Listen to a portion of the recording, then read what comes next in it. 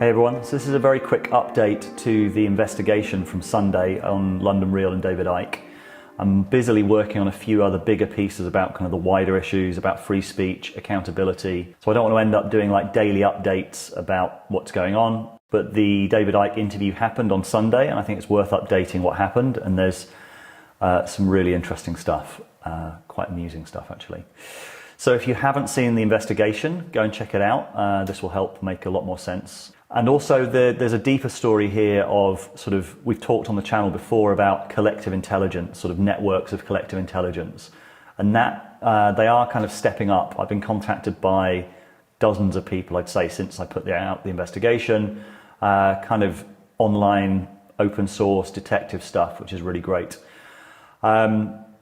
I almost put something out on the day of the interview about this. I didn't, for that reason. I didn't want to get kind of involved in like a blow by blow. But Brian Rose, the interviewer on London Real, have been putting out for days how the Icke interview is going to be at a secret location. He was worried they might get raided. He put out this one on the day from the secret bunker. Okay, we are literally in the bunker here. I'm about to head in and start this broadcast soon with David Icke. Kind of have our whole crew that's been set up here, making sure everything happens in the background, and just wanted to make sure we had a lockdown place, so didn't worry about anything stopping us. I mean, these days there's so many forces trying to make sure this broadcast doesn't happen. So someone got in touch and said, hang on, this secret bunker looks a lot like the London Real building itself from this previous video. All right, it is almost midnight here at London Real World Headquarters, and I'm walking out tonight at midnight, and I've been here since I think 8 a.m. and so I just wanted to give you a little taste of what it takes, of what you must do in order to be an entrepreneur. Someone else sent me the floor plan for the building that London Real is in, so you can see the same typeface, and also this picture from the White Collar Factory brochure, which I will put in the show notes. If you look very closely, you'll see that S is actually the service floor, or the basement of the building.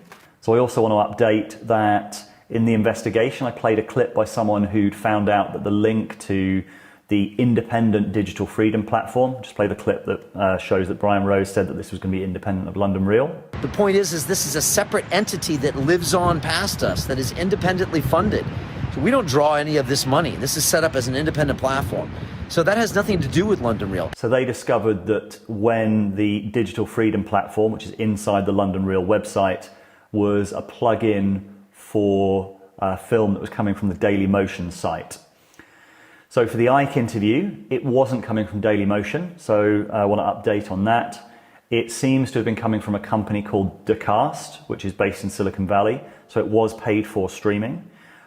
No idea how much it actually costs to stream from there. We don't know what the figures would be either. So yesterday, London Real put out this film called We Did It, over 1 million, love is the answer, but now we must prepare for war.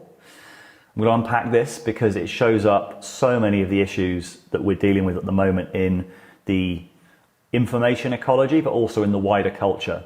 So Rose put out this about the studio and the funding campaign. The truth is that I can't always tell you what's going on behind the scenes. I can't. So there were a lot of people questioning what we were doing and questioning the technology we were using. But the truth is that we've got a little controlled opposition out there, if you didn't notice, okay?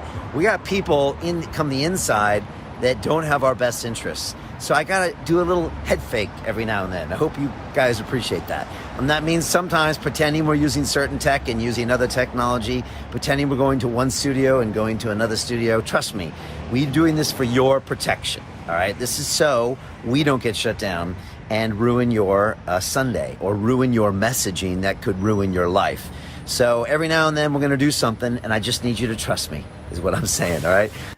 Now, I'm assuming because a lot of people had noticed these details about the location and about the stream, he had to say something about it.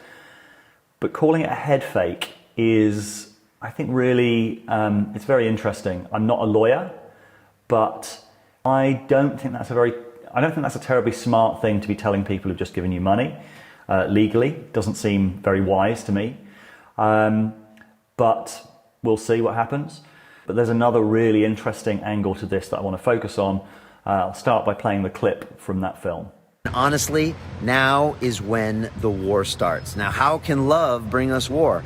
Well, there's going to be a lot of people that want to take us down. There's going to be a lot of people, and they're going to start with my reputation, the business, with London Real, with all of our stuff, and they're going to start pairing us together and saying nasty things about us that you're going to say, that can't be Brian, that can't be London Real. Well, guess what? They're going to start saying it. So we have to be strong. We have to be strong now and expect it. And that's what we're doing now. We're expecting it. But we need to make the army even bigger right now. We need to build, because we can see what's happening. Even though we've had the largest broadcast in human history of a conversation, that's not enough to show people we're doing something important. We're still going to fight. So we are here, in for the fight. Hashtag London Real Army has never been so strong. So this is the most perfect example of what Venkatesh Rao has called the Internet of Beefs in this amazing article that he put out on Ribbon Farm a while ago. So I'll put the link in the show notes to follow it. It's a really smart examination of how exponential tech and the tech platforms, like the incentive structure of the tech platforms, have created what he calls the Internet of Beefs, which is this sort of degeneration into warfare, like online warfare, because it rewards that tactic. And he describes it like this. I'm going to read from the article. A beef-only thinker is someone you cannot simply talk to. Anything that is not an expression of pure, unqualified support for whatever they are doing or saying is received as a mark of disrespect and a provocation to conflict. From there, you can only crash into honor-based conflict mode or back away and disengage. So he compares it to crash-only programming in internet language. It's a beautiful, brilliant article because it also illustrates what is going on in the wider culture. I think at the moment we're talking about online warfare. I don't think it's going to stay that way. I think a lot of people who are kind of sounding the alarm are right to sound the alarm. So it basically shows how all of the tech platforms are kind of degenerating into this information warfare, all-out battle between those who are willing to play this game of knights and mooks. And he describes knights and mooks as the structure of the Internet of Beefs is shaped by high-profile beefs between charismatic celebrity knights, loosely affiliated with various citadel-like strongholds, peopled by opt-in armies of mooks.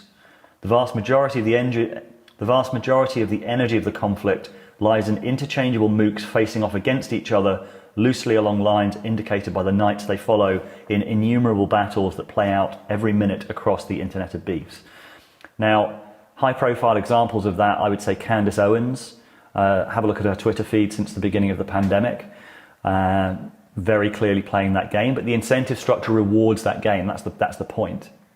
And on a deeper level, what this is, and we've put out quite a lot of films around this, it's the underlying source code of our current system, weaponized by exponential tech, is zero-sum thinking and is leading to self-terminating outcomes.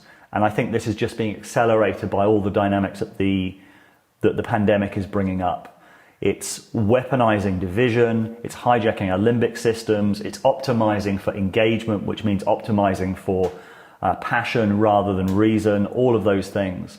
So like I said, we've talked about this on the channel quite a lot. I highly recommend going to check out the War on Sense Making piece with Daniel Schmachtenberger, Deep Code with Jordan Greenhall, and the interview with Douglas Rushkoff. And I'll play a clip from that right now.